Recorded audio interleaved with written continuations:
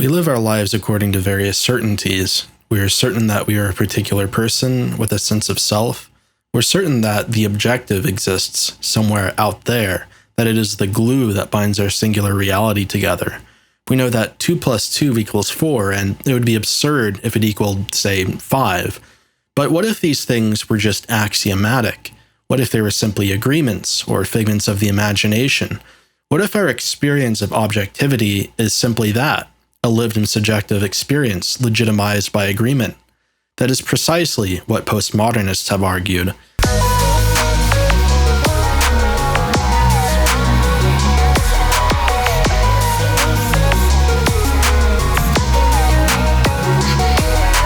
In reality, the foundations of modernism are very shaky, and no one has pushed through its weaknesses harder than postmodernists.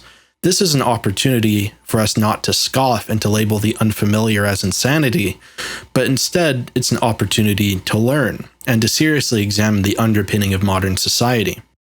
If our very way of knowing is a castle built on a foundation of sand, wouldn't we want to abandon it and find something more stable and congruous with reality?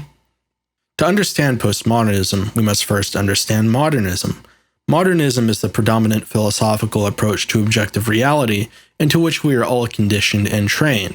Muhammad Salim Moslehian summarizes modernism as such.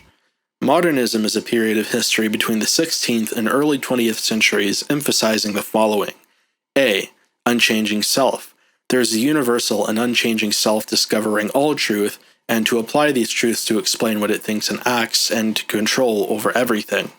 B. Reality. There exists an ultimate reality which is out there for everyone to discover. C. Certain objective truth. Truth produced by science has been oriented by a desire for certainty and absoluteness and objective, i.e., viewed and analyzed from outside the flux of society and personality. D. Reason. Reason is the ultimate judge of what is true, what is good, what is right, and what is beautiful. E. Rationality. Superstition is replaced by rationality, which is the way of organizing knowledge. F. Universality. Science could produce general laws. G. Transparent language. Language is regarded to be transparent and to represent the perceivable world. H. Progress. Science will eventually free us from our vulnerability to nature and will always lead toward social betterment. I. Order. We live in an ordered world, and that disorder is the result of bad theory, poor instrumentation, and observer error. J. Mathematics. Mathematics is an infallible, indubitable, perfect, certain, precise, and absolute tool for exploring what constitutes the nature of something. K. Nature. The supernatural is rejected. L. Natural sciences. Tradition is replaced by natural sciences. M. Logic. Religious authority is replaced by logic and scientific method. N. Secularism. Knowledge must be free of religious orthodoxies. All of this, though it feels secure to us, has problems that can be easily criticized. Let's take empirical science, for example. The problem of hard empiricism is well known. Empirical science aims to verify objective reality fundamentally through sense data. But can it even approach the objective when scientific proofs such as experimental repeatability, observation, the collection of data, and the formation of models fundamentally take place intersubjectively through shared sociality relying upon the medium of language? Here, we obviously run into a problem. If all of our experience of the world is filtered through a subjective lens and through the self-enclosed ego, how can we possibly claim that we have uncovered anything about objective reality? Modernism, having mostly done away with the concept of the transcendent being and the intellection of an intelligible cosmos, leaves us only with pure subjectivity, a closed circuit. Our knowledge is then reducible to categories, images, and signs and language, our perception and interpretation of reality from which we can fashion narratives. The human mind reaches the hard limits of understanding and the transferability of that knowledge. Even mathematics, which is taken as a synonym for objective consistency, can be attacked in this way. We're already familiar with radical math educators claiming that to say 2 plus 2 equals 4 is an example of colonialist white supremacy. This sounds to us like total madness, and conservatives have fired back in an attempt to maintain normality. However, what conservatives are missing is that the argumentation behind this is actually a very sound attack on the limits of modernism, a philosophical discipline which conservatives hold dear to themselves and which forms the whole basis of our industrial technological world. Fundamentally, what postmodernism critiques is the notion that humans can access something called an objective truth. It does not deny the existence of objectivity per se, nor does it impugn rationality. Rather, it questions whether humans are capable of knowing that our linguistic categories and signs and symbols refer to anything that constitutes an objective and unchanging truth. Because of this, truth for us is necessarily a question of legitimacy and power. It is intersubjective. To claim that 2 + 2 = 4 is actually not a simple task.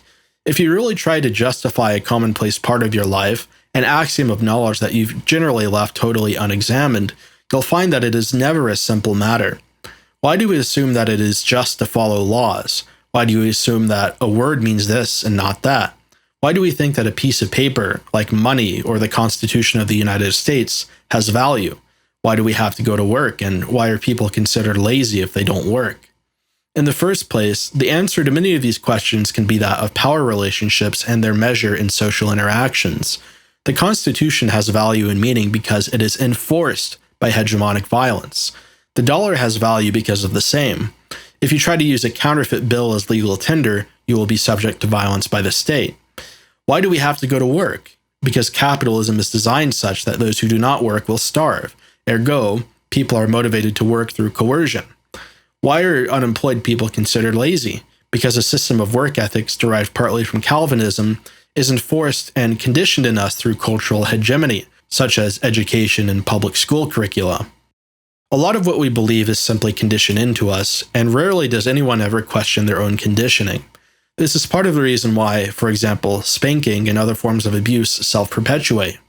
Parents are conditioned at a young age that violence is the correct response to disobedience, and so when their child exhibits disobedience, they simply repeat their programming. We are conditioned to believe this or that about society, such as that diversity is a strength or that capitalism is a system of liberty, and so the ideas perpetuate, often without any good justification or examination. They perpetuate regardless of whether they are true, simply because they are conditioned, and force is fundamentally applied in order to get people to believe them. This conditioning is fundamentally an example of social construction, and postmodernists retort through deconstruction. If something is constructed, it can be torn down again, revealing that its basis is fundamentally empty and arbitrary. If we're interested in the question of truth, then interrogating our conditioning is a duty, and if we do it in the realm of politics, why don't we do it in, say, mathematics? So let's set to task trying to prove that 2 + 2 = 4. First of all, we have to agree that 2 or 4 represent a precise respective magnitude and proportion. We therefore linguistically define 2 and 4. We also have to agree on what equals means. We have to agree again that it is a sign that denotes equivalence, and we must also understand the concept of equivalence in the first place.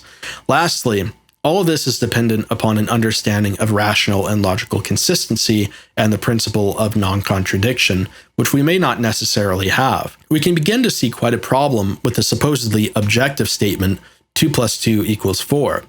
All of what we have determined here is reducible to definition, to category, and therefore to intersubjective agreement.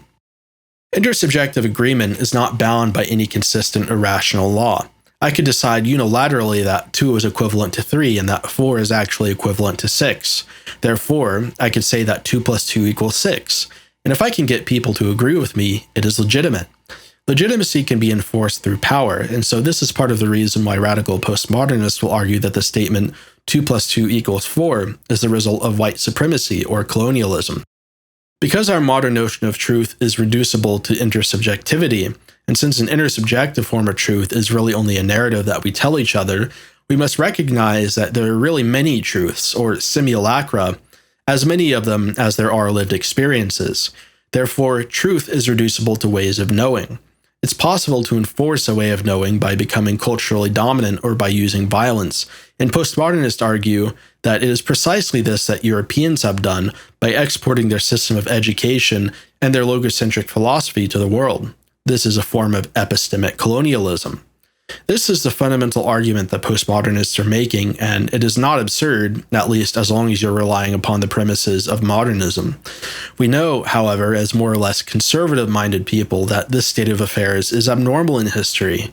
Man has relied on what postmodernists call meta-narratives and the idea of objective truth to bind society together for centuries.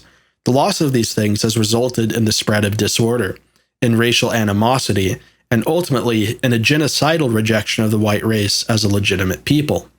The fight against postmodernism is no doubt important on the political and philosophical front, but to fight against something, we first have to understand it. We will get nowhere by setting up a straw man to knock down, as the conservative media does, because self-righteousness is not the same thing as winning.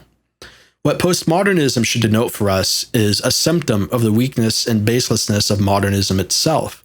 After destroying the gods, all that was left was the atom, and an atom is not particularly different from any other atom. It is without root and without justification. Modernism tried to hide behind a thin veneer, behind its precarious pretension to objectivity, which it did not prove or deserve. After killing the only objectivity that exists, God, the modern world made postmodernism inevitable. Postmodernists are the only ones who aren't self-deceiving about the situation. The answer is not to attempt to turn the clock back, to go back to modernism again simply because it's more familiar to us or more socially progressive. Instead, we have to recognize the absolute reality of God again, and to organize our society, our sociality, and our culture around him. The attempt by the more genteel and forward portions of the right to justify society scientifically is moribund, and it finds a worthy opponent in scientific anti-realism. This is an obstacle it fundamentally cannot overcome and cannot criticize, because its critiques against the modern epistemology are far more honest and without self-deception or anesthesia. It's as if KB were just ripping off the band-aid and realizing that, after the death of God, everything really is just reducible to power relations. He can lie without impunity. He can lie without lying. And modernists can only reply with pleasant lies of their own, such as the supposed objective rigor of empiricism.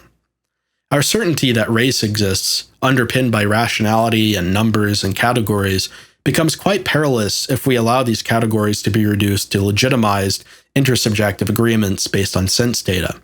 We cannot prove that they are objective, and therefore they remain a simple preference or a social construction. We may have tons of empirical proof that races can be clustered or categorized according to data, such as Rosenberg et al., but all of this is meaningless if we cannot ascertain that empirical data proves anything about reality beyond our simple egoic conceptions. We have to break out of the circuit.